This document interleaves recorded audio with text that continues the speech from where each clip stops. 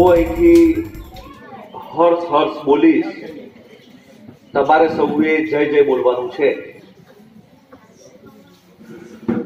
હર્ષ હર્ષ જોરથી બોલીશું, થોડું બે હાથ મુઠ્ઠીની તાકાતથી બોલીશું. હર્ષ હર્ષ હર્ષ હર્ષ. મોઢેરા પગાર કેન્દ્ર શાળાના વિદાય સમારોહમાં ગામના પ્રથમ નાગરિક સરપંચ શ્રી, એસએમસી અધ્યક્ષ શ્રી, ગામના અગ્રગણ્ય નાગરિકો, શાળાના આચાર્ય શ્રી, શિક્ષક શ્રી અને બાળકો, વિદ્યાર્થીઓએ ધોરણ 1 થી 8 સુધી મોઢેરા શાળામાં પોતાનું શિક્ષણ મેળવ્યું છે. કેટલાક બાળકોએ ધોરણ 6 થી આ શાળામાં પ્રવેશ મેળવ્યો હશે.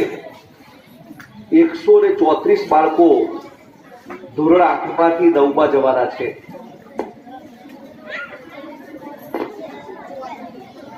મોઢેરા પગાર કેન્દ્ર શાળા ગાયકવાડી શાળા કહેવાય. 132 વર્ષ જૂની શાળા છે. આ ધીમે ધીમે આ શાળાએ ખૂબ પ્રગતિ કરી છે. શરૂઆતમાં અહીંયા ટાંચા સાધનો હશે. અત્યારે આપણી સુખ સુવિધાઓ પણ વધતી જાય છે. આપણી સરકારી શાળામાં આપણને સૌને ખૂબ સારો સ્ટાફ મળ્યો છે, ખૂબ સારા શિક્ષકો બન્યા છે. વિદ્યાર્થીઓ એમની વાતમાં વળી લીધું હતું કે ભાઈ અમને બહુ સારા શિક્ષકો બન્યા, એમની પાસેથી અમે ઉત્તમ શિક્ષણ મેળવ્યું. તમે હમણાં થોડા સમય પહેલા 23મી ફેબ્રુઆરીએ સરસ મજાનો કાર્યક્રમ પણ કર્યો હતો. રાત્રિ વાર્ષિકોત્સવ કાર્યક્રમ કર્યો હતો. એનું નામ પણ તમે લોકોએ સરસ આપ્યું હતું, થનગનાટ. આ થનગનાટ તમારા જીવનની અંદર સતત થયા કરે એવા આ પ્રસંગે હું તમને આશીર્વાદ આપું છું. હમણાં સરસ વાત કરી આપણા વક્તાશ્રીએ કે ભણ્યા વગર હવે ઉદ્ધાર નથી, ભણ્યા વગર ચાલવાનું નથી. એટલે બેટા 1 થી 8 ધોરણમાં તો આપણા જે ટીચર્સ છે એ તમારા સૌનું ખૂબ જ સારી રીતે લાલન પાલન કરે છે, તમારી ખૂબ જ કાળજી લે છે, તમારી ખૂબ જ દરકાર લે છે. તમારી જે કિશોરાવસ્થા છે, તમારી જે આ મુગ્ધાવસ્થા છે, એની અંદર જો તમે થોડું ધ્યાન આપશો તો તમારી ઉત્તમ કારકિર્દી બનશે.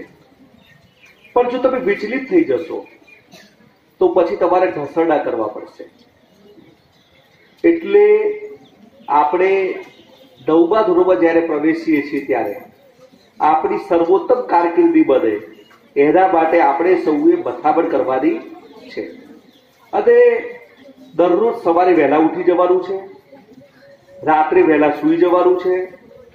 અને સવારે ઉઠીએ છીએ અને રાત્રે ઊંઘીએ છીએ ત્યાં સુધી સતત ચિંતિત રહેવાનું છે આપણી કારકિર્દી માટે. આપણે જે પણ કરીશું એ શ્રેષ્ઠ કરવાનો પ્રયત્ન કરવાનો છે.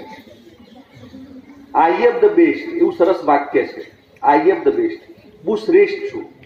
એટલે સવારે વહેલા જ્યારે આપણે ઉઠીએ છીએ ત્યારે અરીસાની સામે તાકીને આપણે કહેવાનું છે આઈ એમ ધ બેસ્ટ.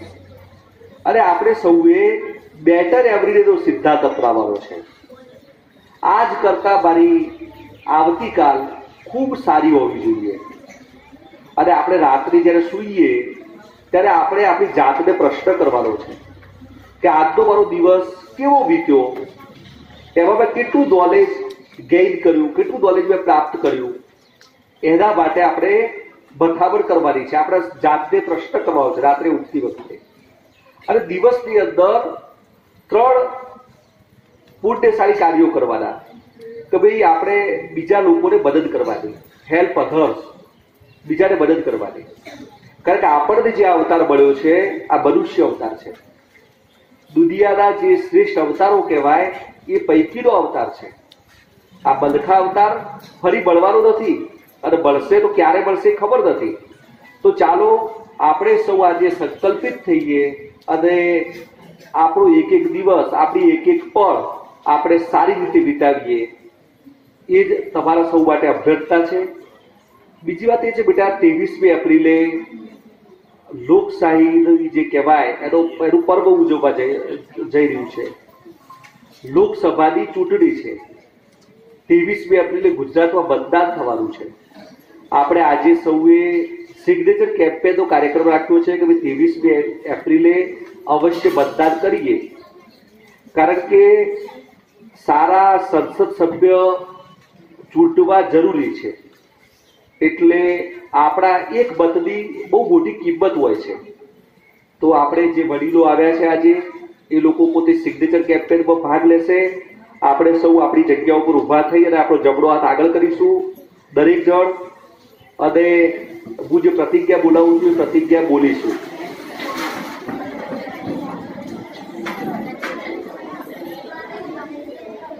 હવે સૌ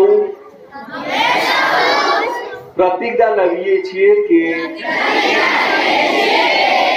અમારા માતા પિતા, આડોશી પડોશી, ગ્રામજનોને મતદાન કરવા માટે સમજાવીશું. 23મી એપ્રિલે ગુજરાતમાં લોકસભાનું મતદાન થવાનું છે. તો એ પાવન પર્વે ચોક્કસ મતદાન કરીશું. જય જય ગરવી ગુજરાત. દરેક જણ પોતાના સ્થાને બેસશે. Thank you very much.